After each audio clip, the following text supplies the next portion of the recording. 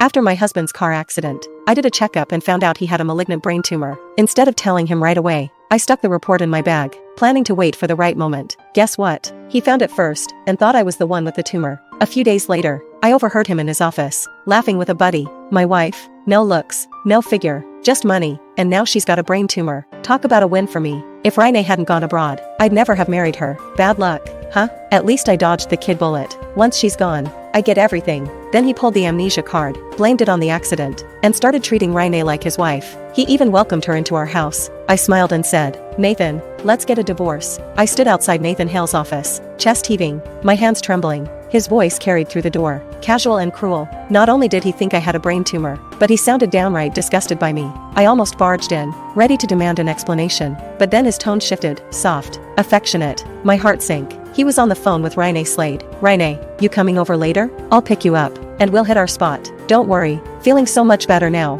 thanks to you. You've been amazing." Not like Liana, who couldn't care less. Honestly, I regret everything. I stared at the container of soup in my hands, hours of effort now mocking me. A cold wave washed over me. "Yeah, Nathan, same here." When his call ended, I bolted. On my way out, I passed a trash can and chucked the soup without even slowing down. Before I made it far, Nathan texted me, "In a meeting, back late." I locked the screen, staring at my reflection in the black glass. God, I'd never felt smaller. The rain was relentless, and by the time I got home, I was soaked to the bone. I hadn't even noticed how drenched I was, too focused on rushing the soup over to Nathan. By nightfall, I was running a fever. After popping some medicine, I collapsed onto the couch, only to be jolted awake by Nathan's annoyed voice. "Liana, I called you so many times. What's the point of having a phone if you don't use it? Seriously, why are you always like this?" I blinked groggily at my screen, the missed calls glaring back at me. I wasn't feeling well, just wanted to rest for a bit. "A headache?" He scoffed. Then, as if catching himself, he added, "You're always overthinking stuff. That's probably why you're spiraling."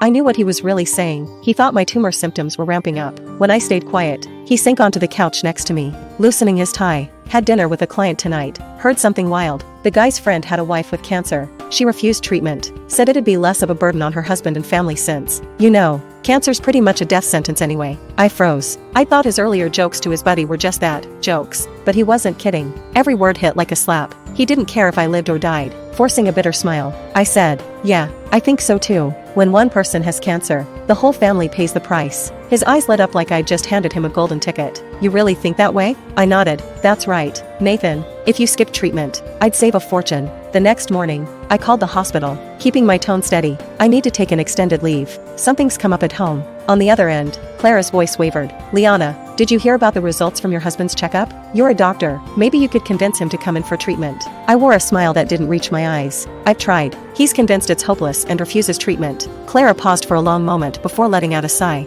I called him to try and convince him, but he got angry. Said no one in his family has cancer and told me not to tell you anything. He said you needed to rest. I don't get it, but I did. Nathan didn't want me, the one he thought was dying, to get any help. A dry laugh rose in my throat, but it twisted into something bitter. "If the hospital can't change his mind, what do you think I can do?" After hanging up, I started packing. 8 years in this house, and suddenly, it felt foreign. This place, this life, Nathan included, I didn't want any of it anymore.